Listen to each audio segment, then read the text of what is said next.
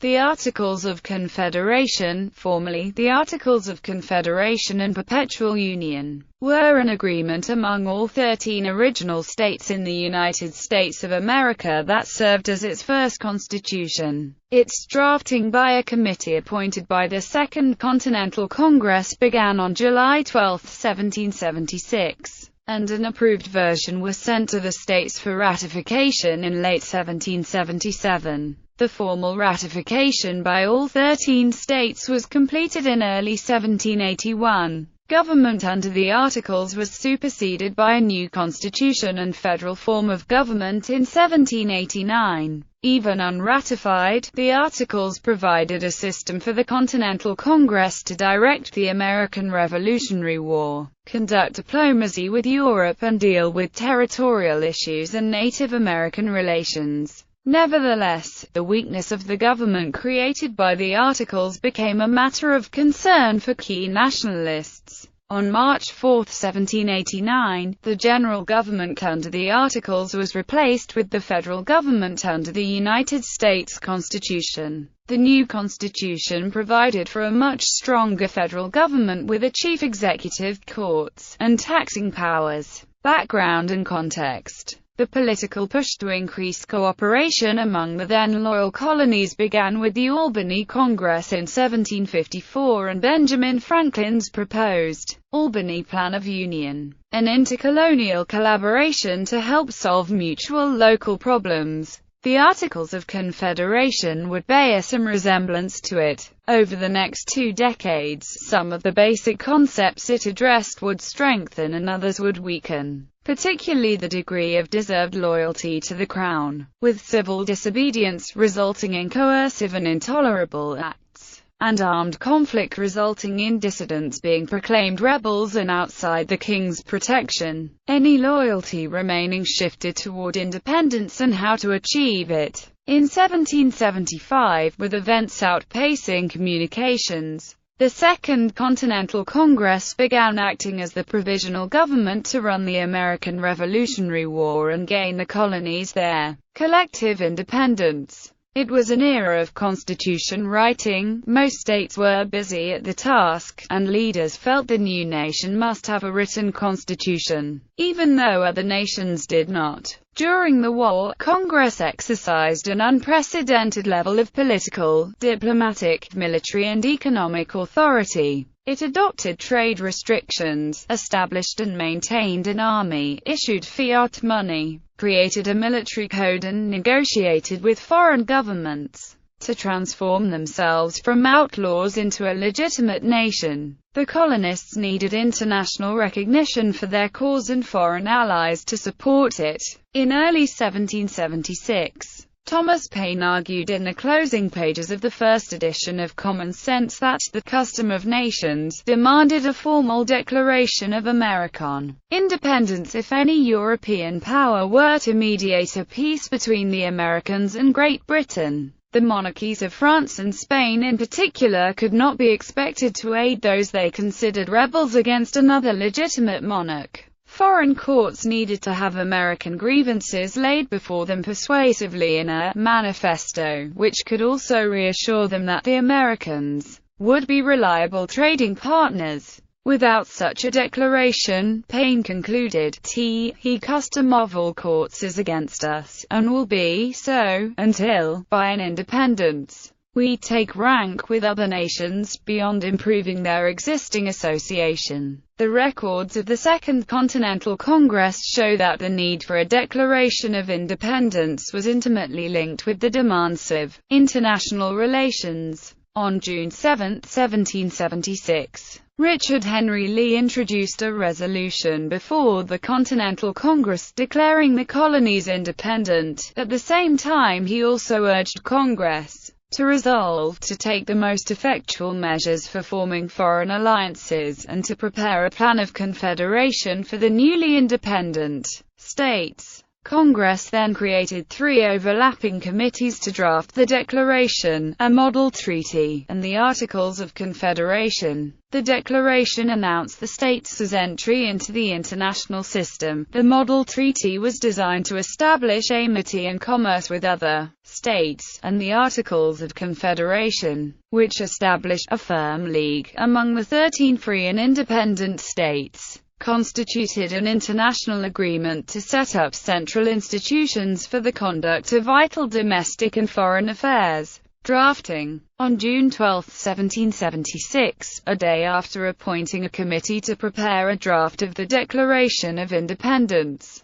the Second Continental Congress resolved to appoint a committee of 13 to prepare a draft of a constitution for a union of the states. The committee met repeatedly, and Chairman John Dickinson presented their results to the Congress on July 12, 1776. There were long debates on such issues as sovereignty, the exact powers to be given the Confederate government, whether to have a judiciary, and voting procedures. The final draft of the Articles was prepared in the summer of 1777, and the Second Continental Congress approved them for ratification by the individual states on November 15, 1777, after a year of debate. In practice, the Articles were in use beginning in 1777. The final draft of the Articles served as the de facto system of government used by the Congress until it became de jure by final ratification on March 1, 1781, at which point Congress became the Congress of the Confederation. Under the Articles, the states retained sovereignty over all governmental functions not specifically relinquished to the national government.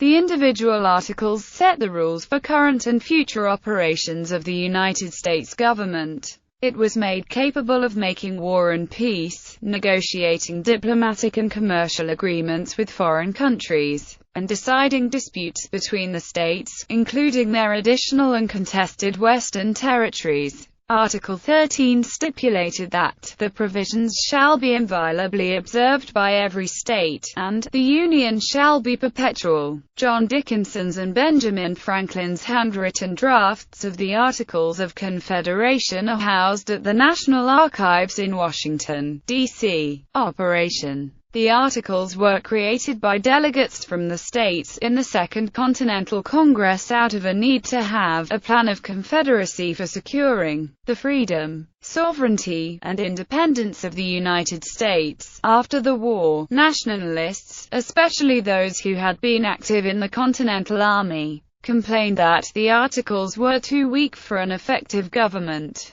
There was no president, no executive agencies, no judiciary, and no tax base. The absence of a tax base meant that there was no way to pay off state and national debts from the war years except by requesting money from the states, which seldom arrived. Ratification. Congress began to move for ratification of the Articles of Confederation in 1777. Permit us, then, earnestly to recommend these articles to the immediate and dispassionate attention of the legislatures of the respective states. Let them be candidly reviewed under a sense of the difficulty of combining in one system the various sentiments and interests of a continent divided into so many sovereign and independent communities. Under a conviction of the absolute necessity of uniting all our counsels and all our strength to maintain and defend our common liberties, the document could not become officially effective until it was ratified by all 13 states.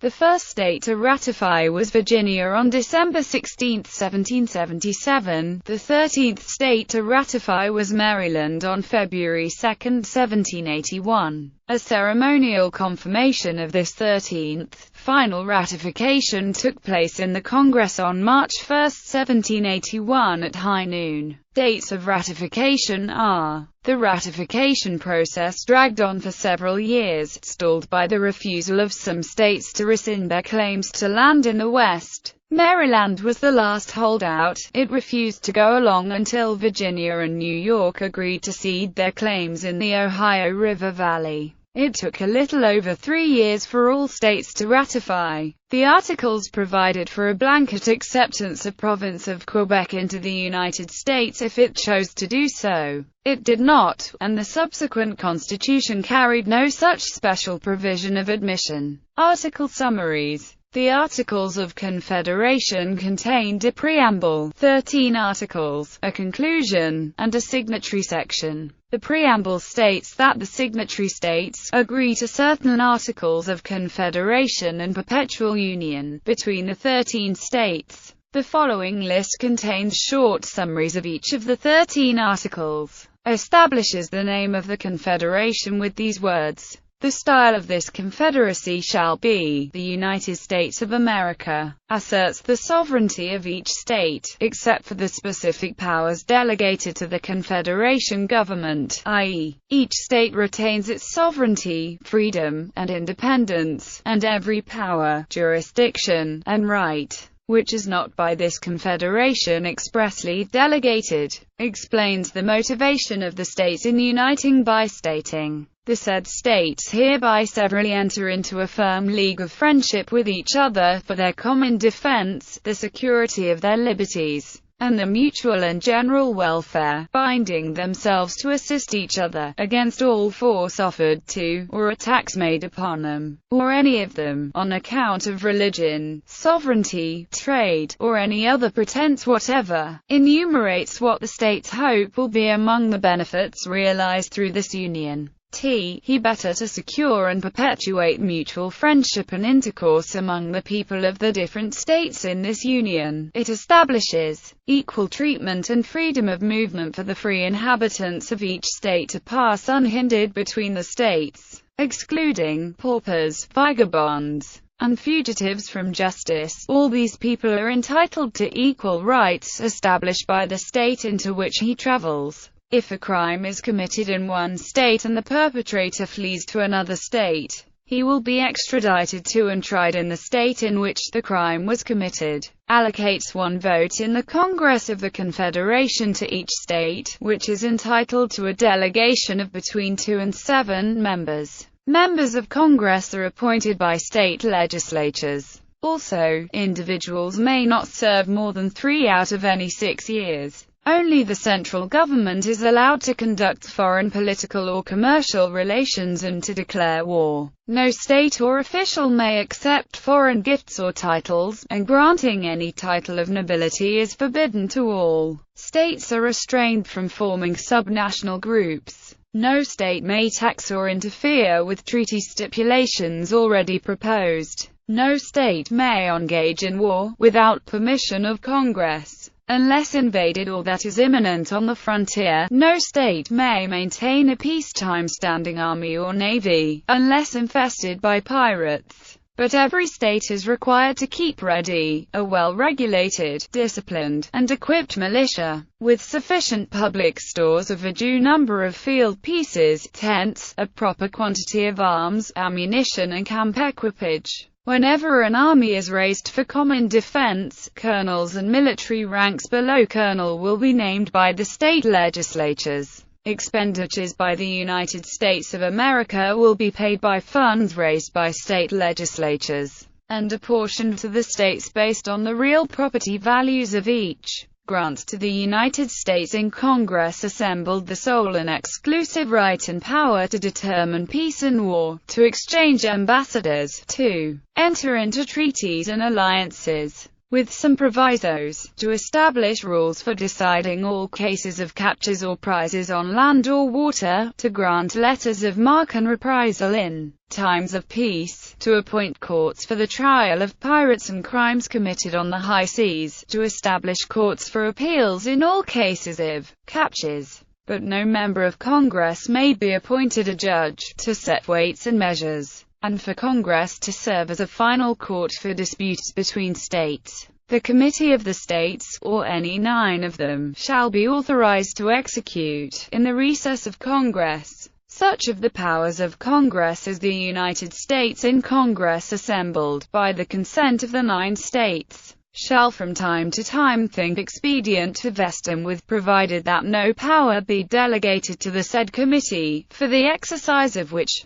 By the Articles of Confederation, the voice of 9 states in the Congress of the United States assembled be requisite. If Canada accedes to this confederation, it will be admitted. Reaffirms that the Confederation accepts war debt incurred by Congress before the existence of the Articles. Declares that the Articles are perpetual, and can only be altered by approval of Congress with ratification by all the state legislatures. While still at war with Britain, the Founding Fathers were divided between those seeking a powerful, centralized national government, and those seeking a loosely structured one, jealously guarding their new independence. Members of the Continental Congress arrived at a compromise solution dividing sovereignty between the states and the central government, with a unicameral legislature that protected the liberty of the individual states, while calling on Congress to regulate military and monetary affairs. For example, the Articles of Confederation provided no mechanism with which to compel the states to comply with requests for either troops or revenue. At times, this left the military without adequate funding, supplies or even food.